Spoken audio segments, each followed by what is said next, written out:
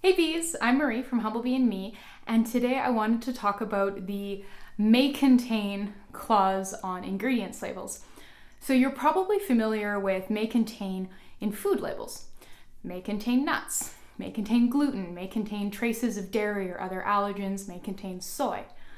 In the world of food, this means that this product was manufactured without those ingredients, but may have come into contact with them. So if you have an allergy to those ingredients, you should be aware and probably avoid the product. May contain in cosmetics means a completely different thing, so I thought we should chat about that today. In cosmetics, the may contain label has absolutely nothing to do with cross-contamination. The may contain is a way to allow manufacturers to use and print a single ingredients labels for a wider array of products. These are typically products that are available in a wide array of colors, so we're usually looking at cosmetics.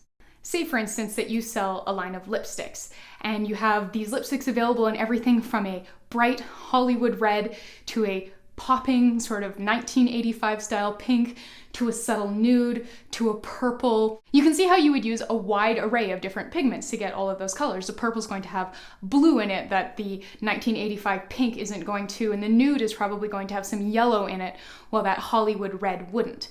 So instead of printing up individual ingredient labels for every single lipstick in your line, the government allows us to basically say may contain and then list every single pigment that might be in that lipstick.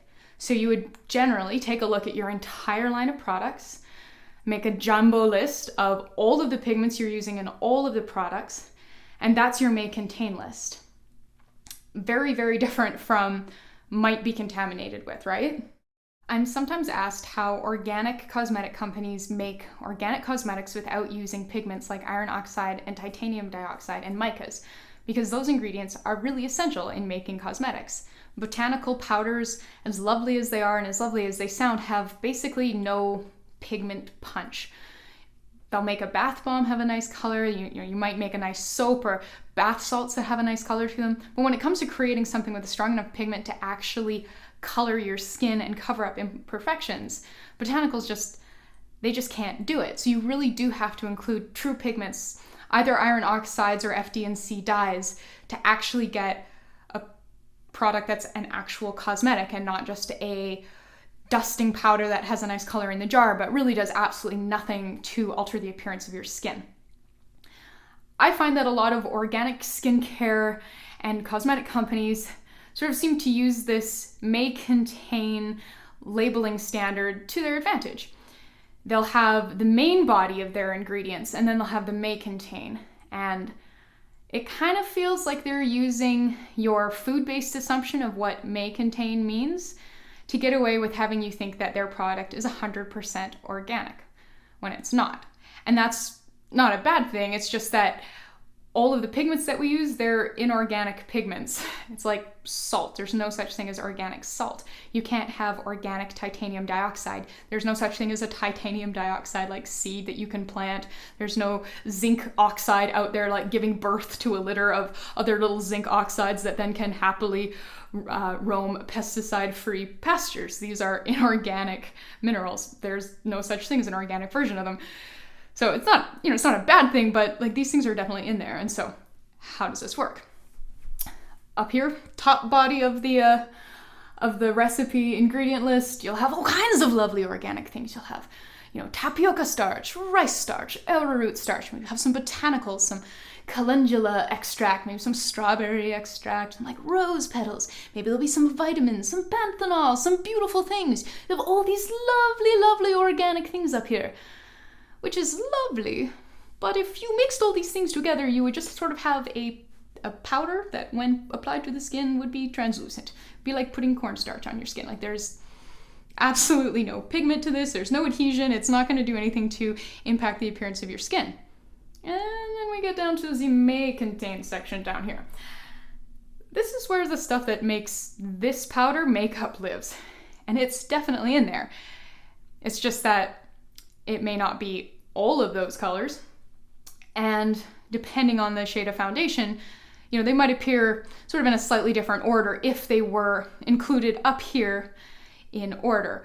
Obviously, a woman with very dark skin is going to have a lot more pigment in her product than a woman with very fair skin. So a woman with very fair skin, her pigment might be, right at the end, but a woman with very dark skin, her pigment might be in the middle or closer to the top of the list of the ingredients. So it's all just kind of grouped into the may contain for labeling convenience. But make no mistake, those ingredients are definitely in there. Not necessarily all of them, but definitely some of them. So the words may contain are a little misleading if you're used to the food use of them. Well, I hope you found that useful, and that should provide you with added ammunition for your next field trip to Sephora, where you wander around reading all the labels on everything and wondering how they did things. This is also a really good thing to keep in mind if you are trying to recreate the color blend of a cosmetic. If you are looking at, say, a lipstick and looking at the may contain list, the may contain list is basically saying, this is the paint set we use to blend this color, but you're going to sort of have to use color theory and common sense to figure out which of those paints they used. Because if the color you're trying to recreate is, say, like a nice nude, you can be fairly certain that if there's like a green or a blue in that list, they probably didn't use those colors, even though they are on the may contain. So for that sort of thing, if you're trying to recreate a color blend, that may contain list is effectively useless, unfortunately. But yeah, thank you so much for watching. Please subscribe. Stay tuned for more parts of this series on dissecting products and figuring out what's in them and sort of how to recreate things and analyze them from the ingredients labels. And yeah, I will see you next time.